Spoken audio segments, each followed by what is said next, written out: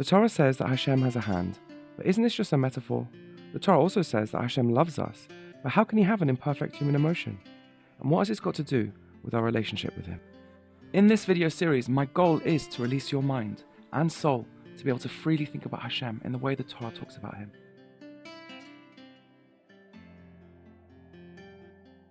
So now it's time to leave the universe altogether and head into the black hole of Hashem's essence. The route we took here is through Hashem's Ratzon, higher and higher, through his desire, his ta'anug, and now into the very event horizon beyond which we cannot speak any further. If everything Hashem does is an expression of his unified essence, then that includes something profound. You, your existence, your choices, and your mitzvot are not just part of his plan, they are his plan. In this episode, we explore one of the boldest teachings in Chassidut, that Hashem doesn't just want us, he needs us. Not as a lack, but as a pure expression of who he is. Starting with the Mittler Rebbe, he says at the end of chapter 7 of Sha'ar Yichud, this is as stated, whatever Hashem desired, he did. Tehillim.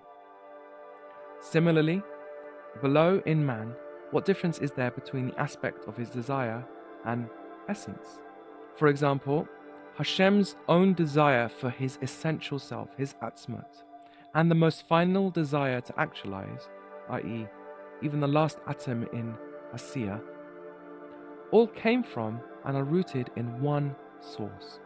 Likewise, there is no difference between Hashem's simple desire that was drawn down to become the desire for emanation, and his simple desire that was drawn down to become the aspect of whatever Hashem desired he did, at the end of our world of Asiya, of action. End quote. And what is his supreme will? Well, it's on every page of the Torah, and in every statement, every expression of Hashem. Remember, the higher we go in the chain of life, the closer we get to the essence, like we were saying before. The highest, will, desire, pleasure, need, those are truly our most essential expressions and revelations over that which is unrevealable. So, for example, what I do, one of my lowest expressions, can tell you about me, right? But what I want and what I need in the core of my being, that tells you everything about me. And here we reach one of the most radical and breathtaking truths in all of Torah and Chassidut. Hashem tells us that we are one with him. We are as essential to him as he is to himself. And this is what it means to truly need us in an essential way, in the realm of who, not what. That's why it's perfect and it's not a lack. He's perfect and we are one with him. Therefore, he needs us perfectly. That's not a poetic idea either. That's the ultimate reality. That is Torah.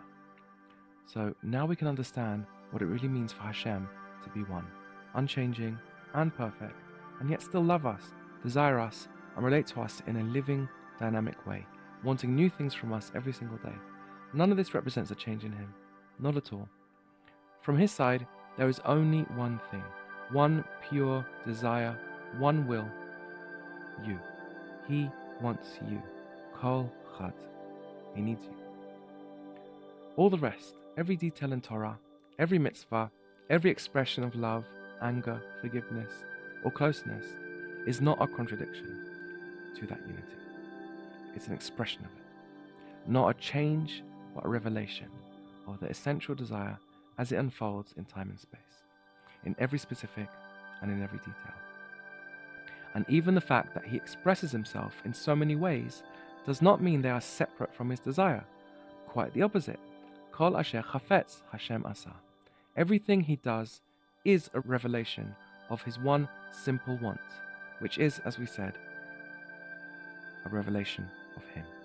This is exactly why his wanting and needing is not a lack, chas v'shalom. It's because he is authentic. His will isn't layered on top of him. It flows directly from his essence. Romantically, you could say, we are essential to his very self. In his eyes, the multitude of all the world is not many different things. It's just one thing, literally, one will, one desire, no change. You. Think about this deeply. This is what the Alter Rebbe means when he teaches that all is as nothing before him, truly nothing. As the Tzemach Tzedek explains in chapter 8 of Hamanat Elokut, this doesn't mean that it's literally nothing at all, but rather it's as if it's nothing, because he doesn't consider it different. He gives another mashal in Derech Mitzvotecha Korban Pesach to help us further and make it even more real and familiar. It's like thought is in man. What does it mean that the world is like nothing to him? Well, when we are thinking, we do not consider it as though we are thinking. That's just what it looks like from the outside. And if we were to take a step back and analyze ourselves from like a third-person point of view, yes, we are thinking. We can listen to our own thoughts if we try. That's what it looks like from the outside. But from the inside, we don't even notice we are thinking 99.9% of the time. That's just us being us. Our thoughts are like nothing to us. They are just us. Indeed, the very fact that we can confuse our very self with our body, with our soul, with our thoughts and desires, as most people do most of the time without even realizing it, without even noticing it. That is Tzimtzum, the real meaning of Tzimtzum. A change, but not from our point of view. Similarly, the Tzimtzum Rishon means that we see change in him, but that's not what he sees, not his point of view. All of this applies to you too, when you're thinking, when you're feeling, when you're just being generally conscious. You don't feel like you are thinking and feeling, you are just being. And we can do the impossible. We can find out who you are in your essence too, through your expressing yourself. Let's give an example. Let's go back to discussing your essence. In the last episode, we discussed how even the Yechida is not your true essence.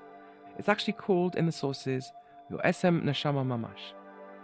This is the deepest part of you, ineffable, indivisible, unchanging, sometimes called the chamber of the Mashiach. It's the I beneath everything else. And when that you is placed in the world, given a soul with 10 faculties, a body and its needs, a life with countless challenges and experiences, what happens? You express yourself, bit by bit, situation by situation.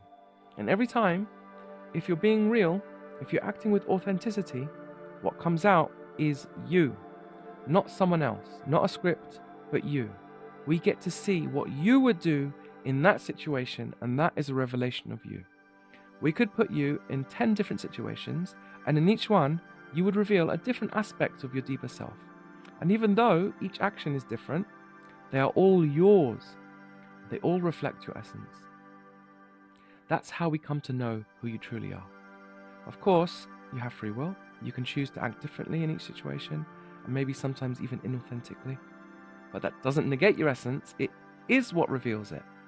Each time a new facet, and each time a new nuance. Authentic choice, when aligned with your inner truth, shows us the deepest parts of you. And that's how we get to know you. Expression by expression, moment by moment, situation by situation. All this knowledge is true.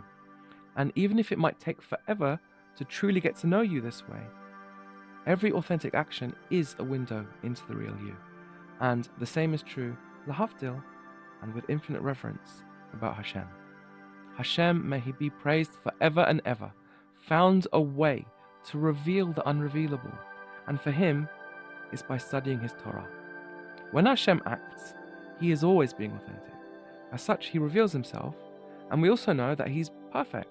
Each of his expressions, therefore, is an authentic revelation of his perfection, and thus perfect.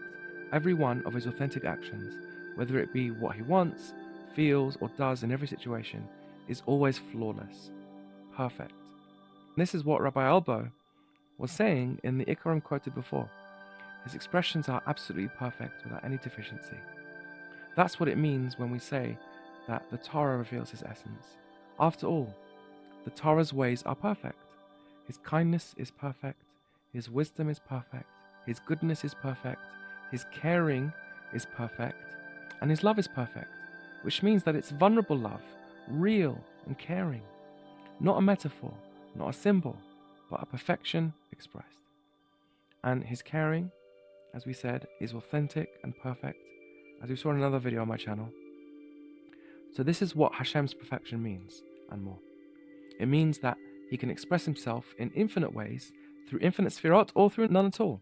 And he doesn't need any help to do that. That's another meaning of perfection for him. He is not limited by any system. We, by contrast, do need help. And yet, he made us perfect too, in this sense, that as a piece of him, we could also have been created with any number of faculties, been placed in any kind of situation or world, and we would still have the capacity to express ourselves freely and authentically. That's what it means to have a little piece of him inside us. But that's already a topic for its own, for another time.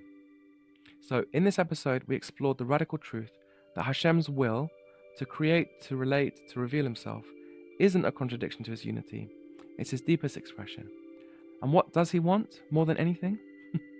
You, your mitzvot, your relationship.